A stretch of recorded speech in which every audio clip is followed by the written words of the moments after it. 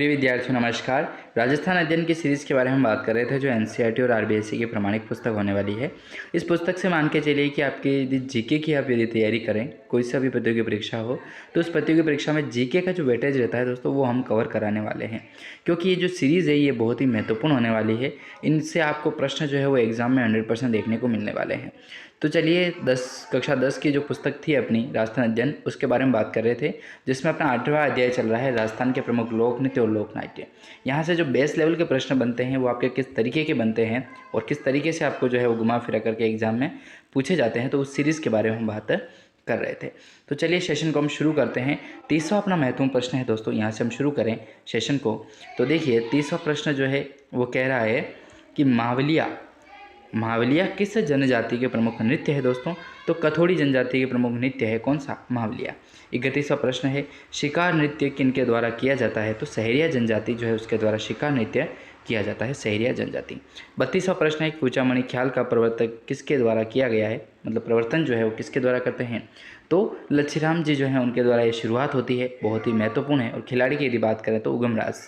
ठीक है, अगला ही प्रश्न है कुचामणि ख्याल का प्रमुख खिलाड़ी कौन है? तो उगमराज का नाम आता है। ठीक है, तो कुचामणि ख्याल के जो प्रवर्तक माने जाते हैं वो लच्छीराम जी हैं। ठीक है, लच्छीराम प्रवर्तक हैं, जबकि प्रमुख खिलाड़ी की यदि बात की जाए तो उगमराज होने वाले हैं। ठीक है, शिकार नृत्य के बारे में बात की, सहरिया जनजाति का प्रमुख नृत्य है। और मावलिया की बात करें तो कथोड़ी का।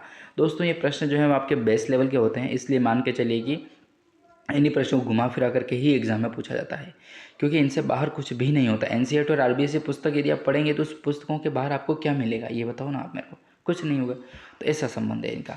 34वां प्रश्न है अपना कि चिड़ावा निवासी नानूराम का संबंध किससे रहा है? तो शेखावटी ख्याल से रहा है दोस्तों, चिड़ावा निवासी नानूराम का संबंध।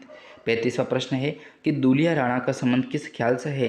तो शेखावटी ख्याल से संबंध रखते हैं कौन? दुलिया राणा।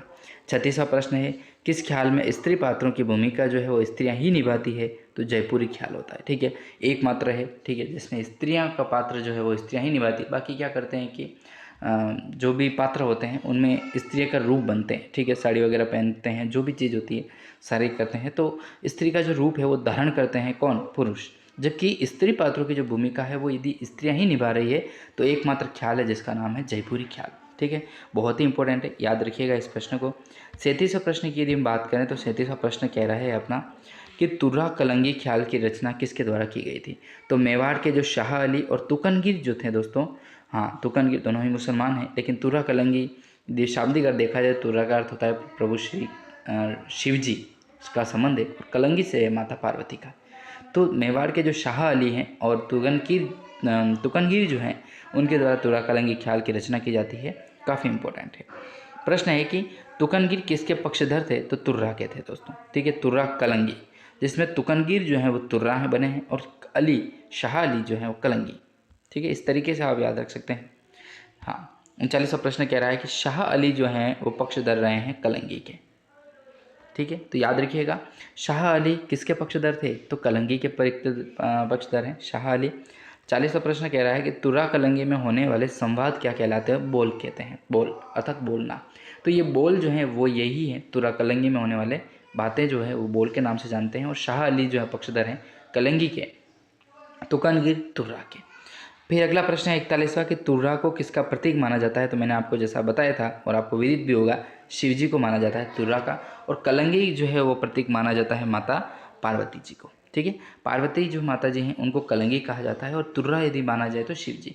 ठीक है, तो शिव पार्वती के ऊपर ही जो कहानी है वही तुकनगिर और शाह अली के द्वारा प्रदर्शित की जाती है तुर्रा कलंगी के अंतर्गत। ठीक है, चलिए, हाँ हमारे भी एक बार गांव में हुआ था, बहुत समय पहले की बात है, तो काफ़ी प्रसिद्ध भी था और इतना ज्ञान नहीं था लोगों के बीच, तो समझ में नहीं आया था। ठीक है, लेकिन आज जब हम सुनते हैं इन चीज़ों को तो पता पड़ता है कि यार ऐसा हुआ था, उसका वेटेज हमें तब समझना चाहिए था।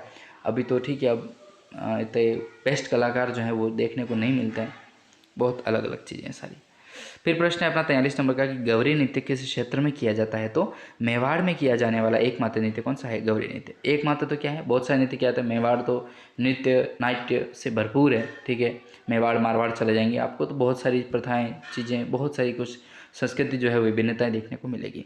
तो मेवाड़ में किया जाता है दोस्तों कौन सा? गौरी नृत्य, याद रखिएगा। हाँ, आपको पता हो तो होली के अंतर्गत जो एक डंडी रोपी जाती है उसको क्या कहा जाता है, ये आप कमेंट के माध्यम से बताएं। ये प्रश्न पूछा गया था यूपीएससी में भी, ठीक है ना। तो बहुत इंपॉर्टेंट हो जाते हैं ऐसे प्रश्न। 44वां प्रश्न है कि गौरी नृत्य किनके द्वारा किया जाता है, तो भीलों के द्वारा किया जाने वाला नृत्य कौन सा है, गौरी नृत्य है अपना। गौरी नृत्य भीलों के द्वारा किया जाने वाला नृत्य है। फिर अगला प्रश्न देखें, थोड़ा सा मैं इसको जूम इन कर देता हूँ।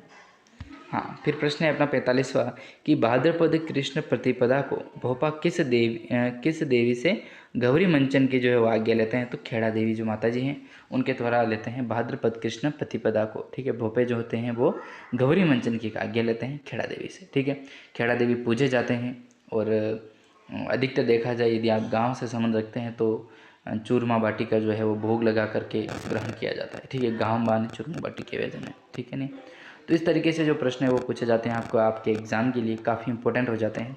तो इन प्रश्नों को आप ज़रूर याद रखिएगा दोस्तों, और अधिक से अधिक प्रश्नों को सोल्व करने का प्रयास करें। पीडीएफ डाउनलोड करना चाहते हैं, 360 पेज की पूरी पीडीएफ है, डाउनलोड करना चाहते हैं, लिंक आपको जो है वो डिस्क्रिप्शन में दिया गया है। जल्दी से जाइए, क्लिक कीजिए और डाउनलोड कीजिएगा। धन्यवाद।